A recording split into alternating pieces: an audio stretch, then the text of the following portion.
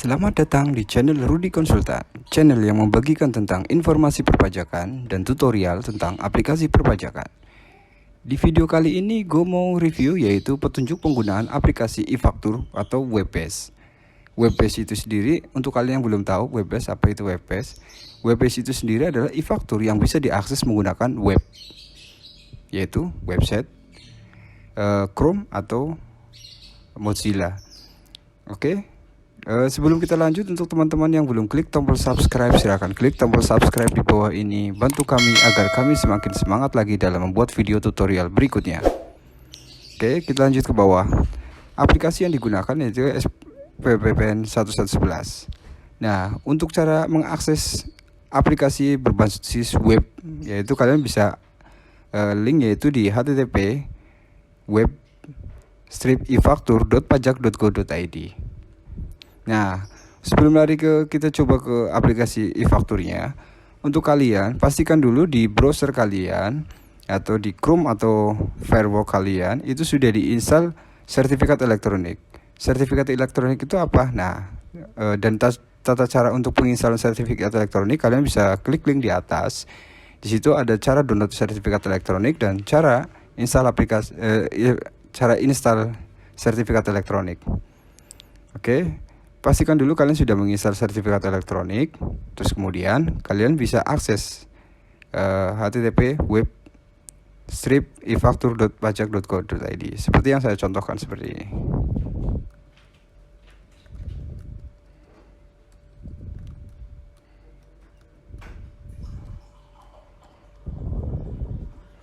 Nah, di sini akan otomatis muncul yaitu NPWP dan nama perusahaannya. Nah, di sini karena saya sertifikat elektronik itu sudah terinstall di browser saya, maka ketika dipanggil yaitu web-efaktur.pajak.go.id, maka otomatis akan muncul seperti ini.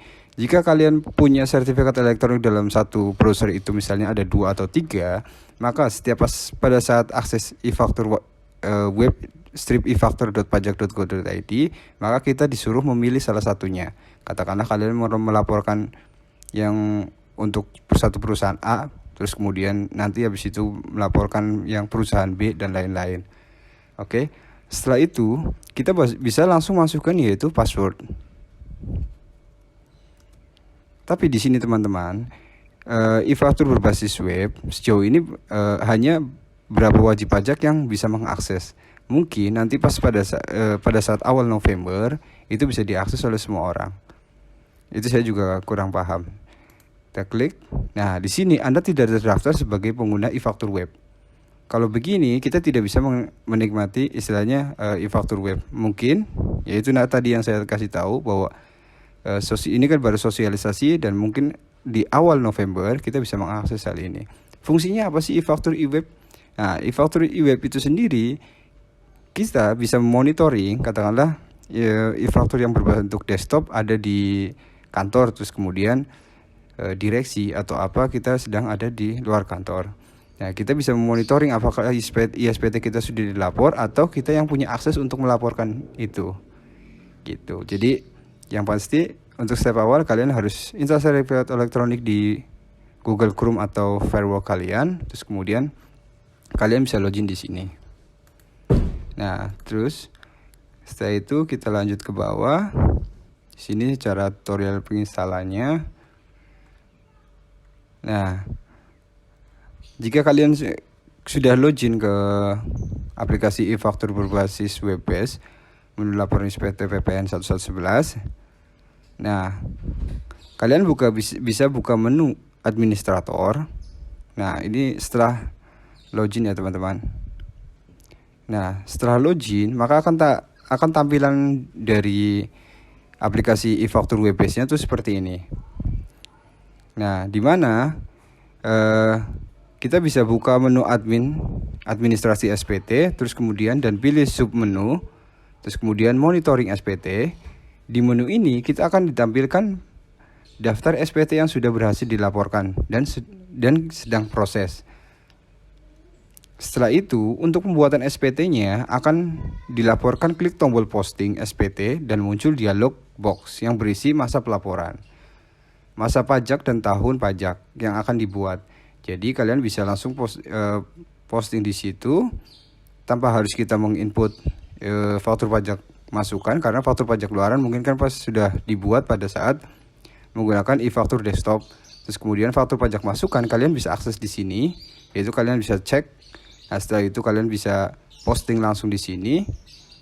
Nah, terus kemudian SPT pembetulan ke beberapa yang ingin dibuat. Untuk pembetulan SPT pembetulan ke N harus dibuat SPT pembetulan ke nomor 1 terlebih dahulu. Kemudian SPT di submit, harus posting akan muncul di daftar SPT, misalnya seperti ini. Oke, kita lari ke poin 3. Poin 3 adalah setelah SPT berhasil diposting, akan muncul keterangan sukses posting, dan terdapat 3 tombol pada kolom action. Buka untuk mengisi SPT, atau lapor untuk melaporkan SPT yang telah diisi. Posting ulang untuk menghitung ulang dokumen-dokumen pembentukan SPT. Jadi hampir sama dengan e-faktur berbasis desktop, kurang lebih perlakuannya seperti itu. Ya, kalian bisa lihat di menu yang ini, yaitu ada buka, terus kemudian ada lapor dan posting ulang. Oke, setelah itu kalian bisa klik tombol buka, kemudian klik lampiran detail, kemudian lalu lampirkan, pilih lampiran A1, A2, B1, dan B2, dan B3, dan klik tombol tampilkan. Aplikasi akan menampilkan detail pada masing-masing lampiran. Fitur ini untuk memastikan kembali apakah dokumen-dokumen lampiran sudah sesuai atau belum. Lampiran yang terisi otomatis sesuai dengan dokumen yang diunggah di aplikasi e-faktur desktop.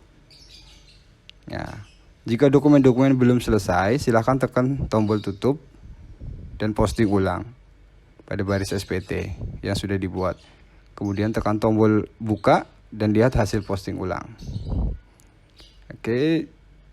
Terus kemudian jika dokumen-dokumen pada lampiran A1 sampai dengan B3 sudah sesuai, kalian bisa klik lampiran AB untuk melihat dan melengkapi isi lampiran AB untuk mendetail yang tersedia di text box. Kurang lebih tampilannya kayak gini, teman-teman. Hampir sama dengan lampiran yang e-faktur desktop. Terus kemudian, jika rincian yang terhitung sudah sesuai, kalian bisa cek list pernyataan yang dikonfirmasi bahwa isian lampiran AB sudah sesuai, dan untuk pertama kalinya membuka aplikasi e-faktur BPS ini. Anda akan diminta untuk mengunggah sertifikat elektronik Anda. Pilih file yang kurang lebih belakangnya P12. Sertifikat elektronik Anda akan dimasukkan Passphrase berhasil jika muncul notifikasi submit SPT lampiran berhasil. Kurang lebih tampilannya kayak gini ya, teman-teman. Nah, di sini suruh masukin sertifikat, terus kemudian Passphrase. Oke, kita lanjut ke ini. Setelah itu, kita klik induk untuk melihat dan melengkapi isi formulir SPT PPN untuk melihat detailnya. Ini juga hampir sama dengan tampilan SPT e-faktur dengan format desktop. Oke. Pastinya kalian yang sudah pernah mengisi e-faktur dengan format desktop, ketika login di e-faktur berbasis web-based pasti sudah tahu kriterianya kayak gimana. Cuma perbedaannya ini kita bisa akses di web, sedangkan e-faktur berbentuk desktop itu adanya ya di laptop, di komputer, dan ininya ya lokal, database-nya lokal atau hanya di komputer itu aja. Nah, setelah itu kita masuk ke kolom. Jika bagian 2 formulir induk dan mengisi NTPN atau pemindah bukuan, setelah kalian isi form SSP-nya, pelaporan dan kegiatan bangun sendiri juga kalau memang ada. Nah, terus kemudian yang terakhir, poin terakhir, yaitu kelengkapan SPT. Di mana kelengkapan SPT sendiri untuk saat ini kalian yang sudah pernah membuka e-faktur berbasis desktop, pastinya kelengkapan SPT itu semuanya di checklist. Yaitu katakanlah formulir AB, terus kemudian formulir A1, A2, B1, B2 dan B3. Terus kemudian kalau memang ada SSP, PPN lembar, kita tinggal checklist di situ. Terus kemudian tempat tanda tangan kalian bisa kasih rename sesuai kota kalian atau mungkin di PKP terdaftarnya. Terus kemudian nama jelas, yaitu nama jelas direksi, terus kemudian jabatan. Nah, kemudahannya kita pelaporan e-faktur berbasis web itu sendiri, kita tidak perlu melampirkan CSV. Ketika yang e-faktur berbasis desktop kan kita harus melampirkan CSV, terus kemudian bukti pembayaran yang format PDF-nya kita mesti harus disamakan untuk ini, terus kemudian kita mesti upload. Nah, di aplikasi e-faktur berbasis web base itu nggak perlu. Jadi kita tinggal setelah ngisi NTPN, terus kemudian kita checklist yaitu kelengkapan SPT-nya, kita tinggal bisa langsung submit. Nah, setelah itu jika itu udah selesai semua, kalian bisa action, terus kemudian bisa lapor. Nah, bukti elektronik, penerimaan elektroniknya juga kalian akan bisa langsung terima di situ. Nah, pada SPT setelah selesai kita tombol lapor dan action, kita tunggu berapa saat kemudian aplikasi selesai proses pelaporan SPT. Jika proses pelaporan berhasil, maka isi kolom action akan berubah menjadi tombol cetak NTTE, yaitu untuk melihat bukti penerimaan elektronik dan cetak SPT. Jadi kalian bisa lihat di situ untuk bukti dan terimanya. Oke, sampai sini dulu yaitu tentang pembahasan e-faktur berbasis web base atau e-faktur berbasis web. Sekali lagi untuk teman-teman yang belum klik tombol subscribe, silakan klik tombol subscribe di bawah ini, bantu kami agar kami semakin semangat lagi dalam membuat video tutorial berikutnya. Jika kalian ada kendala dengan perpajakan atau jika kalian ada permasalahan dengan aplikasi perpajakan, kalian bisa komen di bawah atau bisa request pembahasan tentang apa, nanti kita bahas. Oke, terima kasih dan sampai jumpa.